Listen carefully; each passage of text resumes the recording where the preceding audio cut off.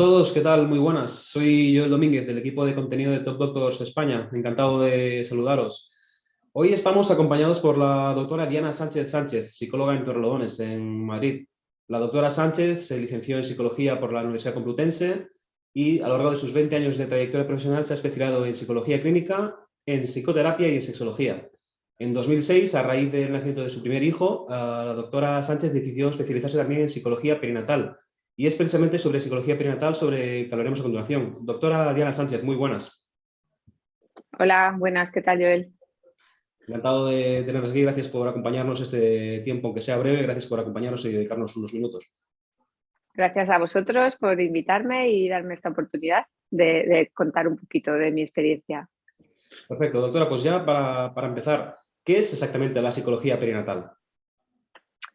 Bueno, pues te cuento, la psicología perinatal es la psicología que se encarga de trabajar en todo, digamos, el periodo que tiene que ver con, como dice la palabra, perinatal, es decir, alrededor del periodo del nacimiento. Entonces, este periodo abarca no solamente, por ejemplo, los 9 meses de embarazo o de gestación y lo que es el momento del parto, sino que cuando hablamos de psicología perinatal también nos referimos incluso a cuando empieza, por ejemplo, en una familia, en una pareja o incluso en una persona, el deseo de, bueno, pues de formar una familia o de vivir la experiencia de la maternidad. Y entonces, bueno, pues esto puede ocurrir en un momento, pero que luego el parto llegue muchísimo más tarde. Porque, por ejemplo, abordamos también todo lo que tiene que ver con los problemas que hay de reproducción, con las técnicas, ¿no?, de reproducción asistida, lo que esto genera también en las personas. Luego también abordamos todas las patologías que tienen que ver con el embarazo, con lo que tiene que ver también con el parto. Y luego en la Asociación Española de Psicología Perinatal, a la que yo pertenezco, y bueno, fundamos también unas psicólogas hace ya 9 años. Una de las cosas que también queremos es abordar desde que nace el bebé hasta los 3 años posteriores. Hemos elegido 3 años porque realmente hasta que no tiene 3 años el niño es dependiente, digamos, para su supervivencia básica de los cuidados o de la madre, del padre o del cuidador que esté. Entonces, aunque hay libros y algunos teóricos que dirían psicología prenatal hasta el año, te encontrarías otros hasta los 9 meses, nosotras hemos definido hasta los 3, porque además en esos años también ocurren muchas cosas con el vínculo afectivo entre la mamá, el bebé, también a veces hay problemas en esas etapas tan complicadas para todas las familias. Entonces abordamos, como te digo, un periodo muy grande y luego también abordamos los casos de pérdidas perinatales, de duelos perinatales y también no quiero dejarme fuera a las mujeres que tienen que hacer una interrupción del embarazo porque, bueno, pues muchas veces son grandes olvidadas y también tienen problemas asociados con, bueno, pues con lo que ocurre, digamos, cuando hay que tomar este tipo de decisiones. Vale, entonces, ¿en qué momento se recomienda utilizar ese tipo de terapia? Pues normalmente a mí me llegan las pacientes por varias cosas. Una, por motivos, digamos, propios, pues que empiezan a sentir que les cuesta la maternidad o que lo están pasando mal durante el embarazo y ya empiezan con ansiedad. Pueden venir también porque tienen problemas relacionados con el parto, si han vivido un parto, digamos, que su vivencia ha sido muy traumática, o porque tienen problemas con la conexión con su bebé, que a lo mejor era un bebé súper deseado. Entonces, muchas veces vienen por su propio, digamos, pie, es decir, su propia motivación. Otras veces me vienen derivadas de matronas o de ginecólogas, o incluso a lo mejor pues su médico, digamos, de familia detecta una posible depresión postparto y también me llegan por este motivo. Pero bueno, fundamentalmente, normalmente vienen por todo lo que te acabo de comentar. Vale, me comentaba que abarca desde varios periodos, desde la concepción o preconcepción, el propio Mm, embarazo y el posparto. Más o menos, a sí. modo de resumen, es que va a ser un poco largo, pero a modo de resumen, ¿nos puede indicar qué se hace en cada fase de la psicología perinatal?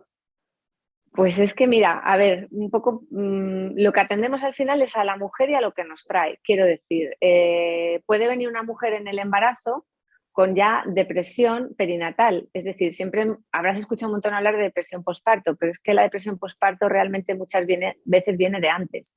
viene de una depresión que se inicia en el momento del embarazo.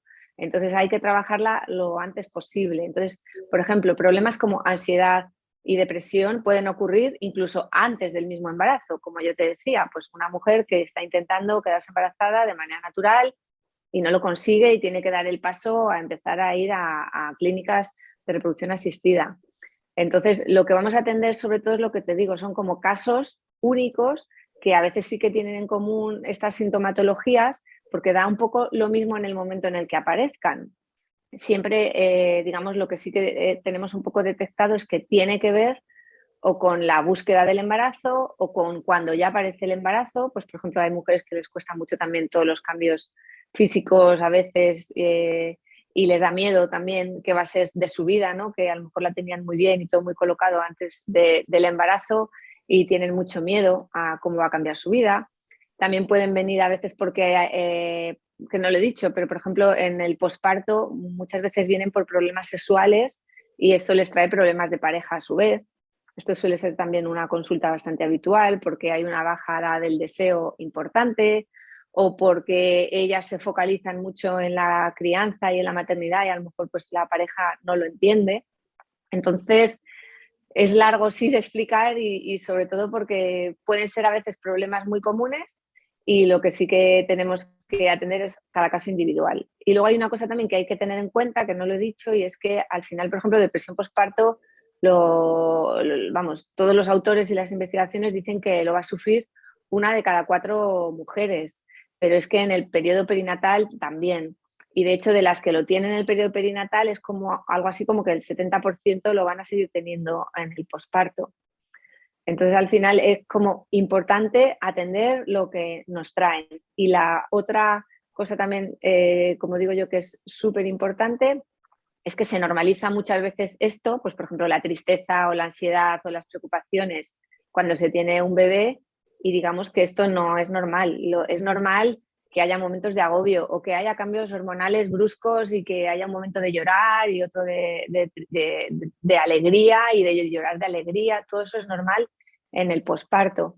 Pero lo que no es normal es cuando esto permanece en el tiempo, cuando además se ve que la mamá se siente, por ejemplo, a veces que no lo hace bien, que no es suficiente buena madre, empieza a dudar incluso sobre si lo que ha hecho si está bien, si no, si se ha equivocado. Es decir, que hay muchísimas cosas alrededor de lo que es la maternidad y yo creo que más en nuestra sociedad en la que últimamente, bueno, llevamos años que tenemos los hijos cada vez más tarde y esto hace también, bueno, pues que se generen muchos problemas, por un lado físicos asociados y yo creo que también a veces de aceptación, ¿no? De este cambio de vida, porque de repente, y a mí me lo dicen muchos pacientes, es que no puedo salir ni a tomarme un café con una amiga, pues porque llora, me pongo muy nerviosa, no puedo con ello, y es como un cambio de vida que por mucho que nos cuenten, creo que hasta que no se experimenta realmente no se sabe lo que es. Me lo puedo imaginar, me lo puedo imaginar. Yo que no soy padre, me lo puedo imaginar todavía. Doctora, igual es una pregunta un poco banal, pero ¿cuáles son los beneficios exactamente de la psicología perinatal? ¿Qué nos aporta? ¿Qué aporta a las madres o a las parejas con problemas? Pues mira, yo creo que una de las cosas que podemos aportar primero es a través de la psicoeducación normalizar muchas cosas. Es decir, explicarles que muchísimas cosas de las que están sintiendo y viviendo son naturales, son normales y que muchas de ellas van a pasar precisamente a lo mejor con nuestro apoyo. Es decir, en el momento en el que saben que lo que les pasa no solo a ellas, sino que le pasa también a su vecina o le pasó a su cuñada, aunque nunca lo hayan hablado, pues empiezan a normalizar. Ya no se sienten mal con ellas mismas. También podemos quitar la culpa, lo que yo te decía, de no sentirte mala madre por no tener a lo mejor desde que ves a tu bebé un deseo o un instinto maternal. Eso hay muchas mujeres que tardan en tenerlo. También lo que podemos aportar es, en caso de que haya patología anterior, que no lo he dicho, es decir, mujeres que a lo mejor sí que tienen de antes depresión o mujeres con trastorno bipolar, a esas mujeres hay que darles una atención especial durante el embarazo y el posparto porque van a tener que dejar posiblemente la medicación o dejarla a unas dosis más bajas y el acompañamiento psicológico continuo con estas mujeres es súper importante porque si dejan por su cuenta la medicación y además no están con apoyo psicológico, pues muchas veces hay, digamos, una reaparición brusca de su enfermedad en el posparto, cuidando de un bebé, con lo cual, pues estas son además situaciones de bastante riesgo. Vale, doctora, antes he hecho un sondeo aquí en la oficina en Top Doctors a algunas madres que han sido pues, madres recientemente, hace un año, hace dos, hace tres, y algunas de las a ver qué le podían, ¿no? Que le preguntarían a una especialista en psicología perinatal, y algunas de las preguntas que nos han hecho, muchas se han repetido entre ellas, entonces voy a hacerle algunas preguntas, una batería de preguntas, de respuestas cortas más o menos, y le voy a hacer algunas Ujú. preguntas para ayudar, pues seguro que la gente que nos esté viendo tendrá las mismas dudas. Entonces, una de las preguntas que más nos repetían era cómo se gestionan los cambios emocionales en el momento de que, o sea, me explicaba una compañera hace un rato que, ostras, ella pasó de adorar a sus suegros e incluso a su pareja, obviamente, a llegar casi, entre comillas, a odiarlos o a tenerles cierta Ujú. manía. ¿Cómo se gestionan estos cambios de humor o estos cambios emocionales? Claro, bueno, a ver, yo creo que eso es normal, lo que te decía antes, ¿no? Que pasa con otras cosas. Una cosa de todas maneras son los cambios de humor, es decir, una cosa es que tú te sientas triste, alegre o enfadada, incluso mirando a tu bebé, es decir, no hay ningún condicionante externo, pero puedes tener. ¿Y esto por qué ocurre? Bueno, pues porque en el posparto hay, digamos, grandes cambios hormonales y luego hay mujeres que son más sensibles a ellos y otras que son menos. Las que son muy sensibles en ocasiones notan mucho esto, pero normalmente a las 4 o 6 semanas, como muchísimo, esto va a desaparecer. Además, es lo que se viene llamando como baby blues, ¿vale? Y digamos que eso desaparece porque el cuerpo vuelve a colocar las hormonas y está bien. El tema de sentir emociones, a lo mejor que nunca habías sentido hacia tu propia pareja o hacia, como dices, ¿no? Tus padres o tus suegros incluso, yo creo que eso tiene más que ver quizá con varias cosas que pueden ocurrir. Una, de repente los roles se cambian, ya no eres solamente hija de, es decir, pasas a ser madre de, por ejemplo, ese bebé. Y si ves que se están, desde tu punto de vista, aunque sea con buena intención, pero si sientes que te están criticando, que te están juzgando, que piensan que estás haciendo las cosas mal y además a veces te lo dicen porque la gente opina muchísimo de todas las madres. Yo siempre decía y digo que cuando yo era madre opinaba de mí todo el mundo, pero te podía opinar desde el frutero cuando iba a comprar hasta cualquier otra persona que me encontrase por la calle que también te hacen comentarios o alguien de tu familia. Entonces, ¿qué ocurre? Pues que a veces esas reacciones de sentir eso hacia ellos puede, en ocasiones, no sé si se referían a eso, pero puede tener que ver con esto, ¿no? Con que de repente sientes mucho juicio, sientes crítica, eso hace que tú tengas que manejarte también con la culpa, a veces con tu propia inseguridad. En otras ocasiones puede ser simplemente lo que tú has dicho, pues que sea algo que tiene que ver con esos cambios hormonales de los que hemos hablado y también va a pasar solo. Pero es curioso porque yo he tenido pacientes que ya no cuando ha nacido el bebé, he tenido algunas pacientes que en el embarazo me han venido a consultar porque me decían que solo imaginarse a su suegra coger a su bebé, que se ponían malas y que no sabían por qué, porque nunca las había pasado. Y yo, por ejemplo, ahí trabajé mucho con normalizarlo. Es decir, hicimos un trabajo de normalidad, de que supiesen que eso era algo instintivo, que tiene que ver con que realmente somos mamíferas y tenemos un instinto de protección hacia nuestros bebés que tiene una función protectora, es decir, sabemos e intuimos que como nosotras no les va a cuidar nadie, pero normalmente yo lo que yo hago es que sí, trabajarlo porque se sienten mal, porque no quieren sentir eso hacia sus familiares. Entonces lo que intentamos hacer es trabajar desde, por un lado, el entender por qué me pasa y luego si hay mucha reacción, como digo yo, emocional, pues trabajar con tener estrategias para que baje un poquito esa sensación de malestar. Vale, al hilo de lo que me comentaba antes, que durante su primer embarazo sentía que hasta el frutero le cuestionaba, ¿no? El embarazo, Mm, la capacidad de ser madre. También nos comentaban cómo se gestionan los consejos que no se piden. Es decir, todo el mundo tiende a opinar, pero yo sí, no haber pedido ningún consejo a nadie. ¿Cómo gestiono esos consejos que no he pedido para que no me afecten, sí. no me hagan ponerme un poco más irascible? Claro, esa es una de las partes difíciles, porque al final, lo que yo te digo, cuando se reciben consejos además no pedidos, o incluso aunque lo pidamos, lo que vivimos muchas veces al final es un juicio y una crítica, y porque además normalmente es así, no te comentan, oye, qué bien haces dándole el pecho aquí sentada en un banco, ¿no? O qué bien abrigado le llevas, no, te suelen comentar lo que piensan que estás haciendo mal, ¿no? Entonces, es un momento de fragilidad absoluta de las mujeres en que es cierto que ese tipo de cosas afectan quizá en una medida, porque tiene que ver con lo que te digo, con tu esencia de tu propia maternidad. Entonces, yo normalmente lo que aconsejo es que respiremos, que si no queremos tener problemas, yo aconsejo respirar, contar hasta 10 y decir, bueno, pues gracias, y no entrar tampoco a hablar del tema, porque si no muchas veces al final acabamos más enfadadas porque no suele ser, como digo yo, algo agradable que te hagan estos comentarios, pero para mí lo más fácil en su momento fue creer que yo lo estaba haciendo bien, estar segura de que mis decisiones, por lo menos con mi información y con lo que yo sentía, eran las adecuadas. Y si tú te crees en ti misma, pues llega un momento que estos comentarios pues no te afectan.